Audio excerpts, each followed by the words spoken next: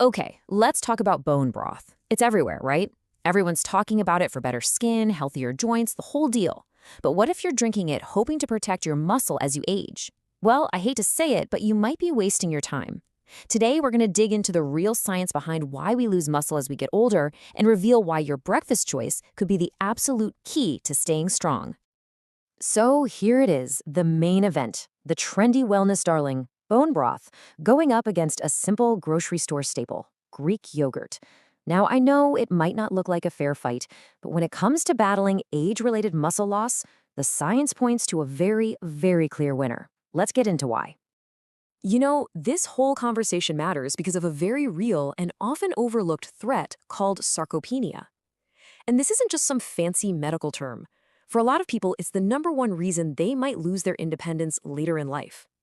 It happens quietly, but believe me, its effects are huge. So, what exactly is it?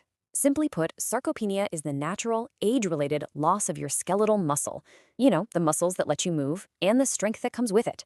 Now, while some loss is a normal part of getting older, the speed at which it happens, that's something we can actually do a lot about.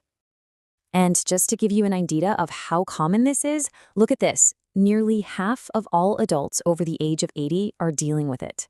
This is not some rare condition. It's a massive issue that affects how people move, how they recover from illness, and their overall quality of life.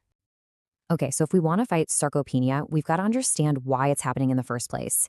See, it's not just about another birthday passing. It's about your body's internal communication system changing. Your muscles start to get, well, for lack of a better word, stubborn. The scientific name for this stubbornness is anabolic resistance, and all it means is that your body's muscle-building factory just gets less sensitive to the protein you eat. The signals that used to work like a charm to kickstart muscle growth, they just don't pack the same punch anymore. I love this analogy. Think of your muscle-building process kind of like a car engine. When you were 20, a little bit of protein, say an egg or a glass of milk, was like a light tap on the gas pedal, and that engine would just roar to life, no problem. But now, let's fast forward to age 60, 70, or beyond. That same light tap on the gas? It does almost nothing. You hear the engine hum a little, but the car isn't going anywhere. To get that engine to really turn over and build muscle, you need to stomp on the accelerator. You need a much, much stronger signal.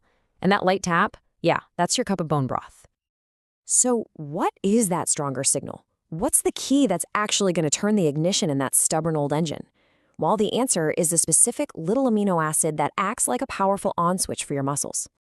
And that ignition key is an amino acid called leucine. It's absolutely critical. Think of it as the main trigger for muscle protein synthesis, which is just the sciencey way of saying building new muscle. If you don't get enough leucine in a meal, that on switch, it just stays off. And here it is, the magic number, 3 grams. Research is pretty clear that older adults need at least 3 grams of leucine in a single meal to bust through that anabolic resistance and flip the muscle-building switch to on. This takes it from a vague idea to a super clear, actionable goal. And this chart says it all, doesn't it? I mean, look at this. A cup of bone broth gives you, maybe half a gram of leucine? It doesn't even come close to that 3-gram threshold. But 1 cup of Greek yogurt? Boom! It hits that muscle switch line perfectly. It's so clear. One of these is sending the signal your muscles need, and the other one just isn't.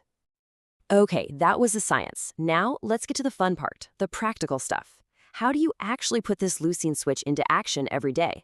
It's actually a lot simpler than you think. I think this quote just sums it up perfectly. Swap the broth for the bowl. It's a really simple, powerful call to action, right? This isn't about adding some complicated supplement routine. It's about making one smart swap to give your body the powerful signal it needs to maintain its strength. Just look at the numbers for some common breakfast foods. Your standard tea and toast, you're getting almost no leucine.